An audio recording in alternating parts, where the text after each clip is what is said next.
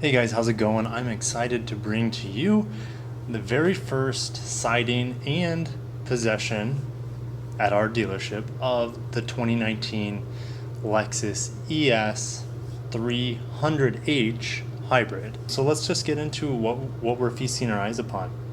This is a luxury build. These are optional wheels. Now, I don't believe on the previous ES you could even get luxury wheels like this that would designate it from a non-luxury model. I could be wrong.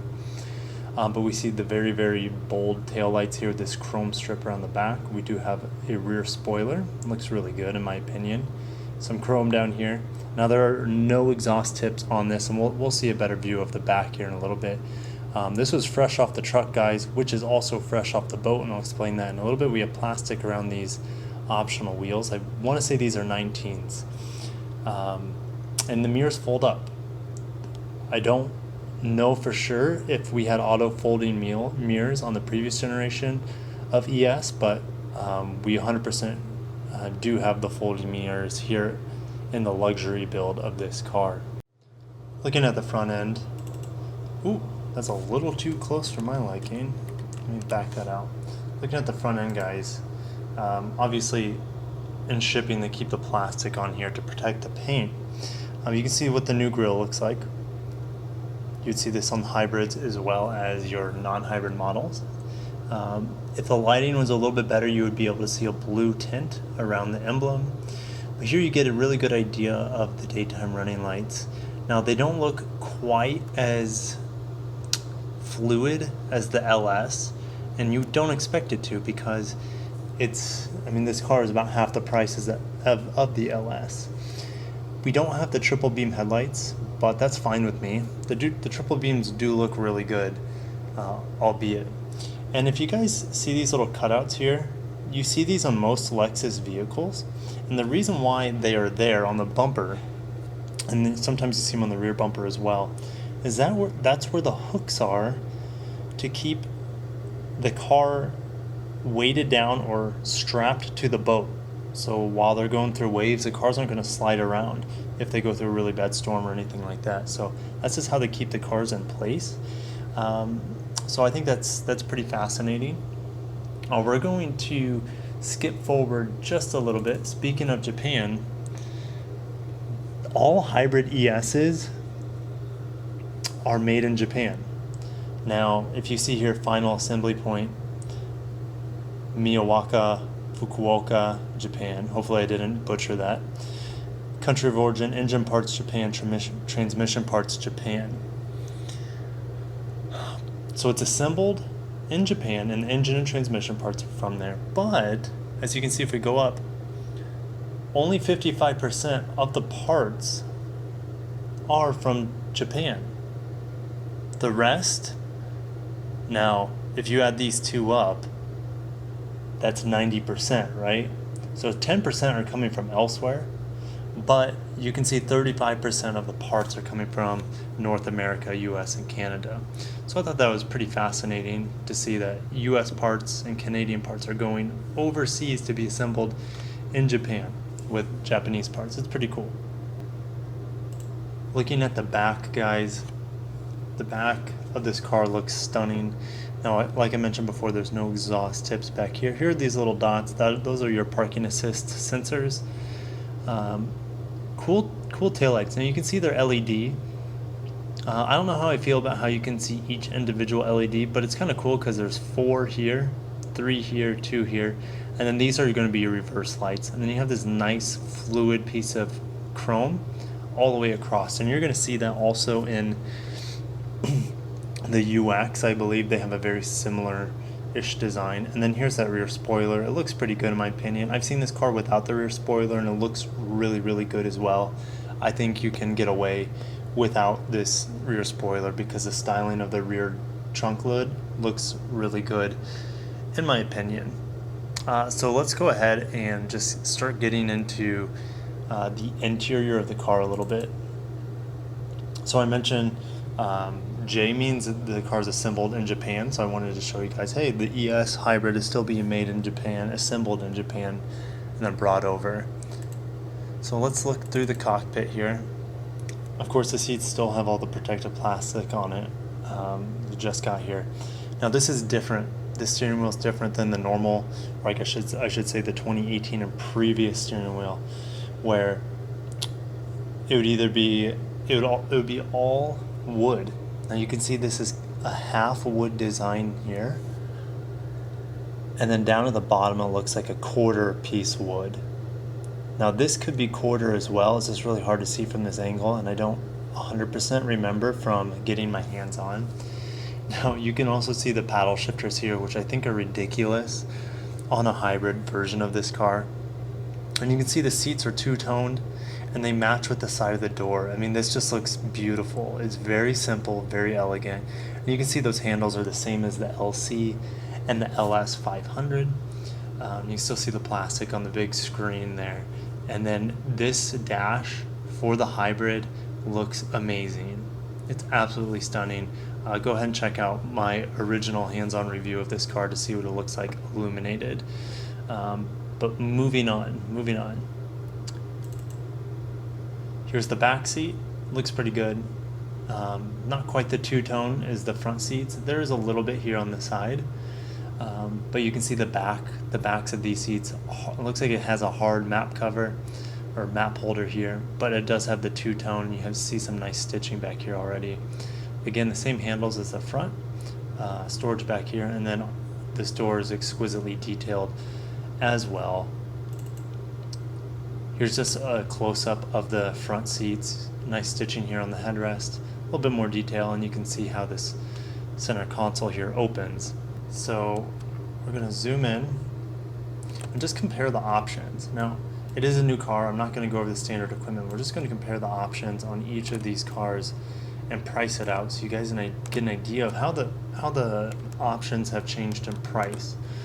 Now, if you look at this retail price right here, it's about $2,000 more, not counting anything else. But this car does come standard with more things like the spoiler. There's more technology in it. So you get Lexus Safety System Plus with the pre-collision pedestrian detection, which the other car did have, but it didn't have all-speed dynamic radar cruise control. It was only good, I believe, at like 35 miles per hour. It has lane tracing assist, which is much better than the lane keep assist in the current version. We have intelligent high beams, which are already on there. Road sign assist, which was not on there, and just it's pretty cool that all this technology is coming together. You can see here the standard wheels are 17-inch.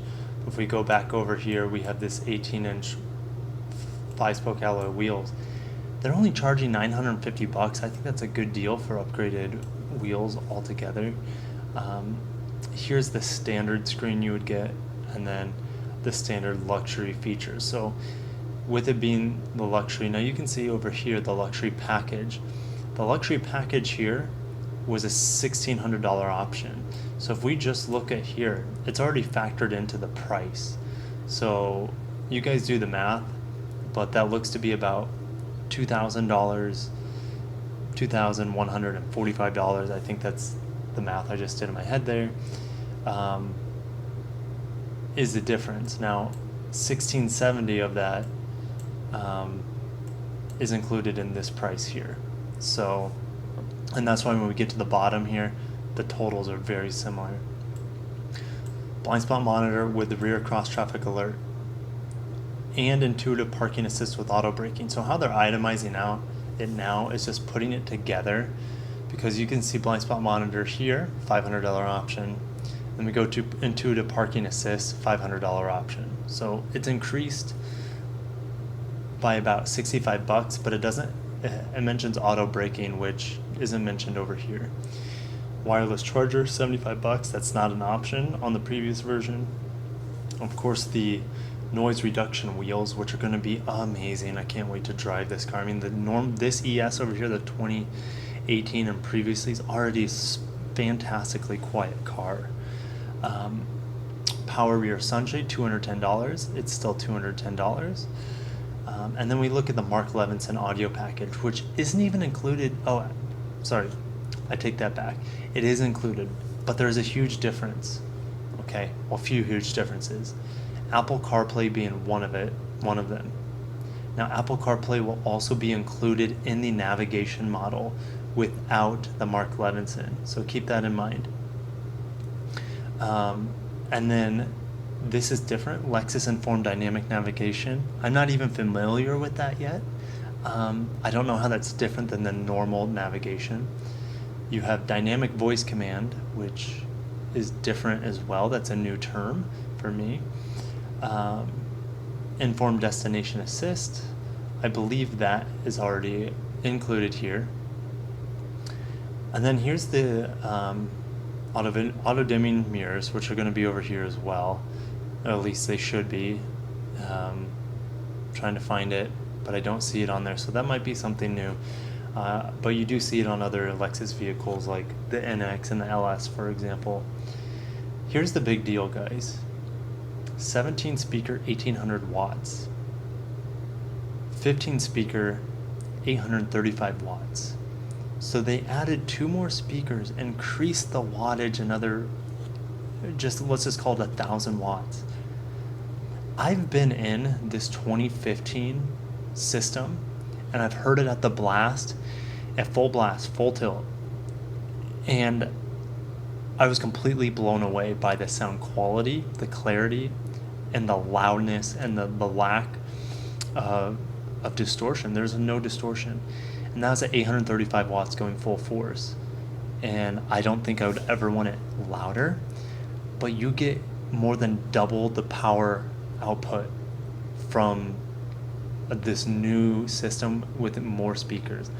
I just can't even fathom listening to that at full blast. But hey, if you want to be the loudest system around, here you go. You have it. Power free closed trunk, which is right here, $400, $550 here. So this is open and close. I don't remember. I think this is open and close as well. So it's power free now, or hands free. So my guess is that you can. I don't know. You guys, I don't think this would be worth a $150 upgrade, but that's your only choice now.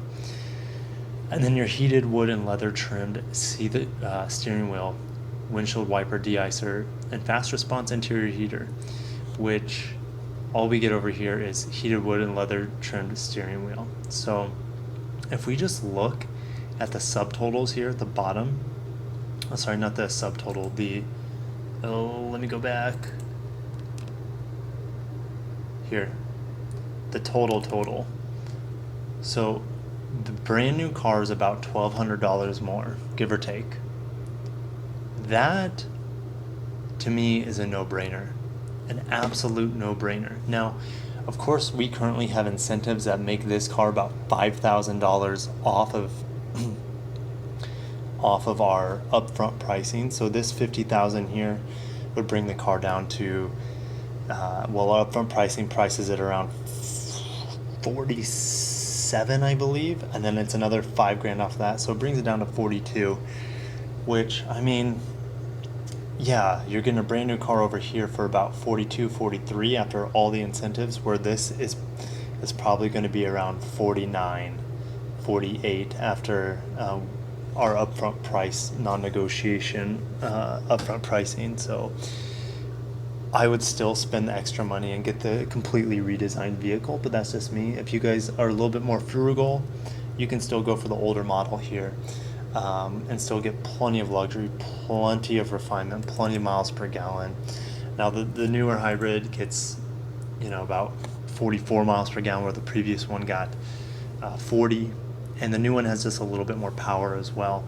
But I've made this, give or take 10 slides, about a 20-minute video at this point, and so I need to cut it off. Let me know if you guys have questions about this vehicle. I can't wait to get into it and give you guys a full video review of it and my driving impressions. Stay tuned for lots of fun and exciting ES videos coming in the following weeks and months. See you guys in the next video.